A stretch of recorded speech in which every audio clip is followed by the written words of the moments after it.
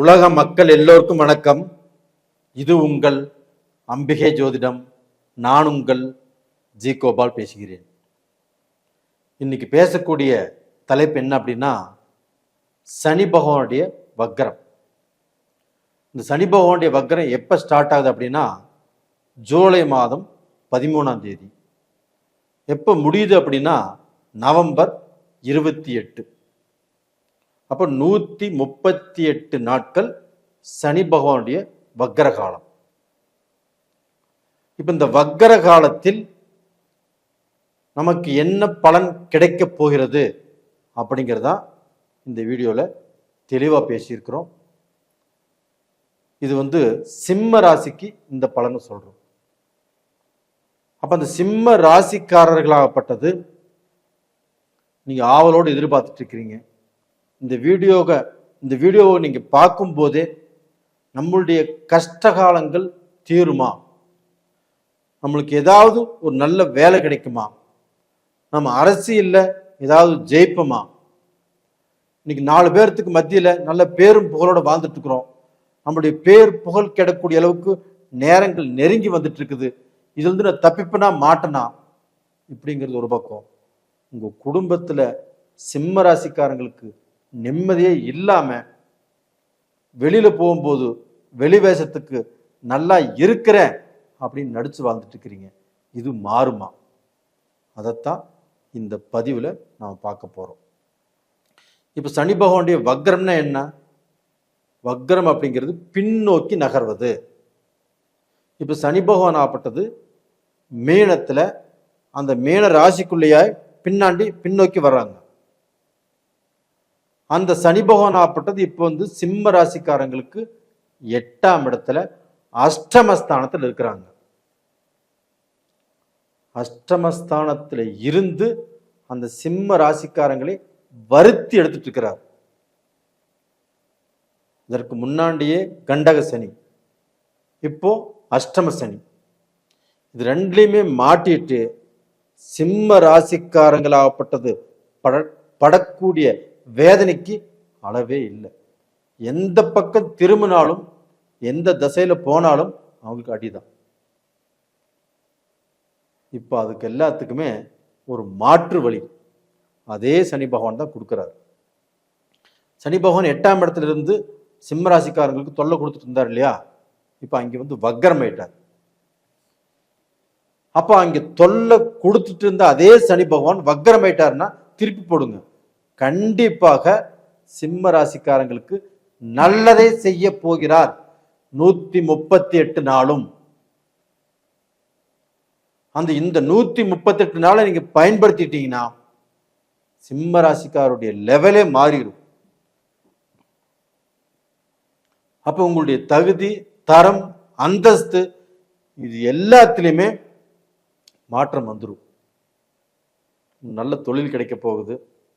ஏன்னா இதே சனி பகவான் வக்கரகதியிலிருந்து ஒரு இடத்தை பார்க்கும்போது நல்ல அதிர்ஷ்டமான பலன்களை தான் கொடுப்பார். வக்கரம் இல்லாமல் பார்க்கும்போது கண்டிப்பாக அந்த இடத்தை அந்த சனி பகவான் கெடுப்பார். இது சாஸ்திர நியதி. அப்ப அந்த சனி பகவானுக்கு பார்வை என்ன? 3ஆம் இடத்தை பார்ப்பாரு, 7ஆம் இடத்தை பார்ப்பாரு, 10ஆம் இடத்தை பார்ப்பாரு. சனி பகவானுக்கு 3 பார்வைகள் தான். அப்ப அந்த சனி பகவான் உங்களுக்கு 8ஆம் இடத்துல இருந்து 3ஆம் பார்வையாக 10ஆம் இடத்தை பார்க்கிறார். அந்த 10ஆம் இடம் என்பது என்ன? தொழில் ஸ்தானம். அந்த தொழிலை கொடுக்கக்கூடிய கிரகமே சனி பகவான் தான். அதே சனி பகவான் வக்கர கதியில் இருந்து அதே 10ஆம் இடத்தை பார்க்கிறாரு. அந்த 10ஆம் இடம் யாருடைய வீடு? சுக்கிர பகவானுடைய வீடு. அந்த சுக்கிர பகவானுடைய வீட்டை சனி பகவான் பார்க்கிறாரு. அந்த சுக்கிர பகவானும் சனி பகவானும் அதி நட்பு கிரகங்கள். சிம்ம ராசிக்காரங்க காட்டுல மழை தான். 8ஆம் இடத்துல இருக்கக்கூடிய அஷ்டம சனி, இப்ப அதே அஷ்டம சனி இப்ப பாத்தீங்கன்னா யோக சனியாக மாறுகிறது. சிம்ம ராசிக்காரங்களுடைய தலையெழுத்தே மாறப்போகிறது. அதுபோக அதே சனி பகவான் 10ஆம் இடத்தை பார்க்கிறாங்க, தொழில் ஸ்தானத்தை. இப்ப சிம்ம ராசியில பிறந்தவங்க பலரும் பலவிதமான தொழில் செஞ்சுட்டு இருக்கிறீங்க. இவங்க எல்லாத்துக்குமே அவங்க செய்யக்கூடிய தொழில் எதுவாக இருந்தாலும் அந்த தொழிலை பெரிய லெவலுக்கு உருவாக்கி கொடுத்துரும். அப்ப நீங்க எந்த தொழில் செஞ்சுட்டு இருக்கிறீங்களோ, 10,000 இன்வெஸ்ட் பண்றீங்களோ அதுல 1000 லாபம்னா 1000 லாபம். இல்ல 1 லட்ச ரூபாய் இன்வெஸ்ட் பண்றீங்களா, இதுல 10,000 லாபமா 10,000 லாபம். 1 கோடி ரூபாய் இன்வெஸ்ட் பண்றீங்களா, இதுல 5 லட்ச ரூபாய் லாபமா 5 லட்ச ரூபாய் லாபம். நீங்க எந்த அளவுக்கு இன்வெஸ்ட் பண்ணீங்களோ அந்த அளவுக்கு பாத்தீங்கன்னா அதோட டபுள் மடங்கு உங்களுக்கு நல்லபடியான வருமானத்தை இந்த 10ஆம் இடத்தை அந்த சனி பகவான் பார்க்கறதுனால உங்களுக்கு கொடுக்கிறார். யாராருக்கு தொழில் இல்லையோ அவங்களுக்கு தொழில் கிடைக்கும். யாராருக்கு வேலையில மாற்றங்கள் வரணுமோ அந்த வேலையில மாற்றங்கள் வரும். வேலையில ரொம்பவே டென்ஷன், பிரச்சனை, சிக்கல், இந்த வேலையை விட்டுறலாம், வேற கம்பெனிக்கு போலாம் அப்படின்னு நினைச்சிட்டு இருக்கிறவங்களுக்கு எல்லாத்துக்குமே இந்த பீரியட்ல மாற்றங்கள் உருவாகும். சிம்ம ராசியிலிருந்து பிசினஸ் பண்றவங்க அவங்க பாத்தீங்கன்னா இந்த பீரியட்ல அவங்க பிசினஸ் அற்புதமாக இருக்கும். கடந்த காலத்துல பிசினஸே இல்லைங்க, இந்த பீரியட்ல அதே பிசினஸை நீங்க செய்றீங்க அப்படின்னா அந்த பிசினஸ் மூலியமாக நல்ல பொசிஷனுக்கு வருவீங்க. புதுசாக தொழில் ஆரம்பிக்கிறீங்களா, ஆரம்பிச்சுக்கலாம், அதுலேயே நல்ல வருமானத்தை பார்க்கலாம். அது போக சிம்ம ராசியில் பிறந்தவங்க கலைத்தொழில், திரைப்படங்களில் நடிக்கிறீங்க, இல்லை கதை எழுதுறீங்க, பாட்டு பாடுறீங்க, கேமராமேன், இவங்க எல்லாருமே அந்த ஃபீல்டில் இருக்கிறீங்க. அந்த ஃபீல்டில் உள்ளவங்களுக்கு நீங்கள் இதற்கு முன்னாண்ட கஷ்டப்பட்டு உழைச்சு நல்ல பேர் வாங்கியிருப்பீங்க, அந்த பலன் கிடைச்சிருக்காது. அந்த நல்ல பலன் இந்த பீரியட்ல உங்களுக்கு கிடைக்கும். கண்டிப்பா அது நடக்கும். அது போக அதே சனி பகவான் சிம்ம ராசிக்கு 2ஆம் இடத்தை, தனஸ்தானத்தை பார்க்கிறார்.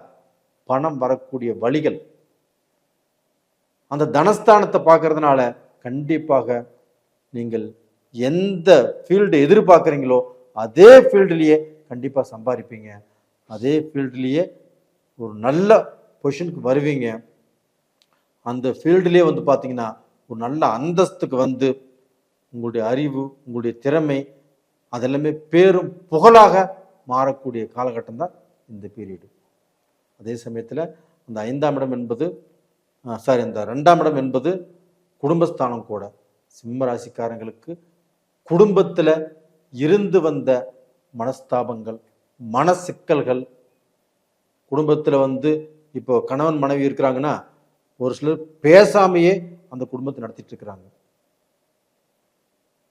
ஒரு சிலருக்கு பார்த்தீங்கன்னா சண்டை சச்சரவு மனஸ்தாபத்தோடு இருக்கிறாங்க, பேச முடியல.